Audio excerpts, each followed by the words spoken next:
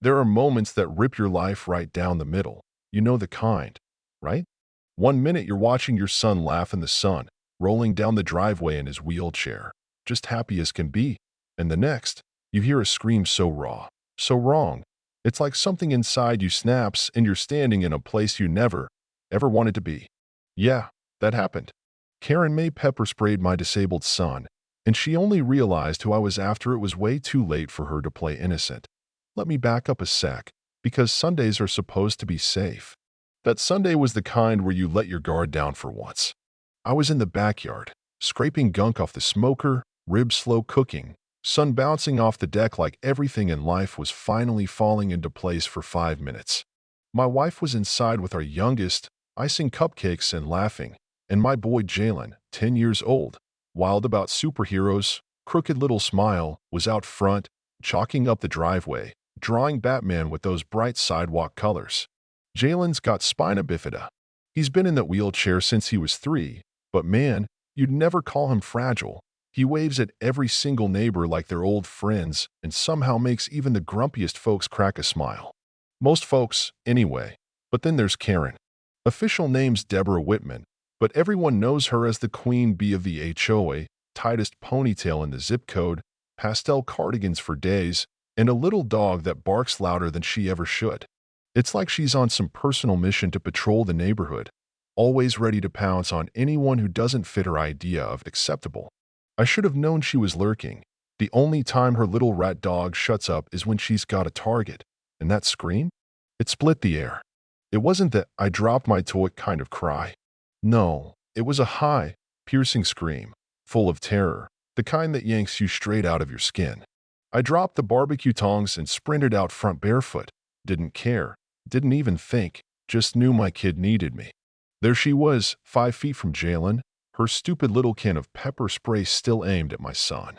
And Jalen, my baby, was curled up in his chair, hands clawing at his face, sobbing so hard his voice was gone. His eyes were swollen shut. Before I could even speak, Karen started babbling something about, he came at me, he was rolling toward my dog.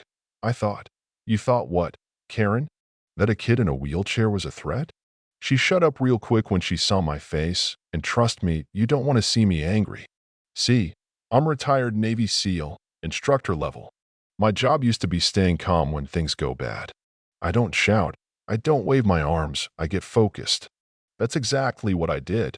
I crouched down next to Jalen, gently pulled his hands away from his face, checked his breathing.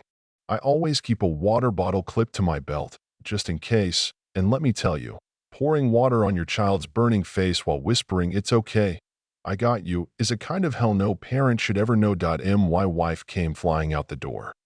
Dropped to her knees next to us, screaming for someone to call 911. Suddenly, neighbors started pouring out, phones raised, some recording, some just standing there, looking horrified. Karen tried to back away, her dog yapping around her ankles, muttering, "No one told me he was disabled," like that made any difference at all. He came at me so fast, she whimpered. That's when I stood up, slow, deliberate, all those old instincts kicking in. And I told her, in the voice I used to use on missions, "You just attacked my son with a chemical weapon. You better hope the cops get here before I forget I'm a civilian." She froze, and that can of pepper spray clattered to the concrete. Cops showed up in record time. So did paramedics. Jalen got rushed off to the hospital, red eyes, but he was okay, thank God. The EMT who helped him turned out to be ex-military, too. He looked from me to Karen, shook his head, and muttered, "She picked the wrong family." Turns out, 3 different doorbell cameras caught the whole thing. All Jalen did was drop his chalk and roll forward to pick it up. No lunge, no threat, just a kid trying to finish his superhero drawing. Karen was arrested right then, and there barefoot, still clutching her HOA badge like it was a magic shield. Felony child endangerment, assault with a chemical agent, hate crime enhancement pending. In court, I didn't have to say a thing. The footage spoke for itself, and the jury only needed an hour and a half. 2 years probation, mandatory anger management, banned from the HOA board, and she's paying every penny of Jalen's medical bills. But honestly, her real punishment wasn't what the judge handed down, it's what happened after. Suddenly, no one in the neighborhood would wave at her. Her once perfect lawn turned brown, Amazon stopped delivering packages to her porch, and the same kids she used to lecture now ride bikes past her house chanting, "Justice for Jalen." And me? I built Jalen a brand new chalkboard sidewalk, painted bright blue with a sunshade and little lights down the sides. Every evening after dinner, he goes out there and draws, and every neighbor who walks by stops to watch or gives him a high five, or just tells him how awesome his superheroes are because he is one dot. And Karen? Well, she stands at her window every night, looking out at a community she lost, all because she couldn't see the humanity in a child in a wheelchair. All because, for 1 second, she thought her fear was worth more than my son's safety. Now, here's the thing. What do you think? Should Karen have gotten a harsher punishment? Is there ever an excuse for what she did? Or do you think it was a terrible accident? Let me know down in the comments. Are you Team Jalen? Or are you still on the HOA's side? You know where I stand. Sometimes I wonder if people like Karen ever really get it, you know? Like, does she sit in that dark living room, blinds half shut, watching her world shrink day by day, and finally understand what she did? I mean, it's not like she came knocking on our door to apologize, or even looked me or my wife in the eye after the trial. You'd think after the whole neighborhood turned their back, she might realize, just for a second, how easy it is to go from feeling in control to being utterly, painfully alone. But here's the twist nobody saw coming, except maybe Jalen. About a month after the court verdict, our new neighbor moved in next door.